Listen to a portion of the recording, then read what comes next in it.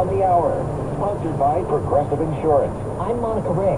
Former President Trump just hit the stand in his defamation trial in New York. His testimony was highly restricted by the judge and very brief. It only lasted 4 minutes. CBS's Errol Barnett has more outside the courthouse. His lawyer asked him if he stands by what he said in the deposition video. He says he does. She also asked him if he intended or instructed anyone to harm Miss Carroll after she made public her sexual assault claim, and he said no. Author E. Jean Carroll suing Trump for things he said after she accused him of sexual assault. This trial will determine how much he pays in damages. Alabama plans to execute a convicted killer tonight with nitrogen gas. It'll be the first time this method has ever been used in the U.S., and critics are slamming it as cruel and experimental. Pastor Jeff Hood, the spiritual advisor to inmate Kenneth Smith, agrees. This is a human experiment. We just don't know. I think that there are a number of ways that this could go horribly, and we could be stepping into a house of horrors that leads to all sorts of just unbelievable consequences. The state argues it is safe. Strong storms aren't letting up in the south, where waters could rise even higher in states like Louisiana. Josh Payne is in St. John Parish. It's devastating. So this will be the third time, counting Hurricane Ida, that our house is flooded. Some near Houston, Texas have been rescued from flooded homes. Many say they're still recovering from Hurricane Harvey.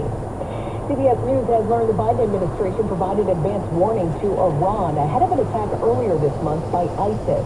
But correspondent David Martin tells us it didn't do much to ease tensions. The attacks on American troops by Iranian-backed militias continue, and the attacks on American ships by the Iranian-backed Houthis in Yemen continue. So whatever the Iranians did with that warning, it did not buy the U.S. any goodwill. In Florida, kids could be blocked from using popular apps. In an unusual show of bipartisanship, 160 days and 13 days is bigger. Florida's House has passed the bill.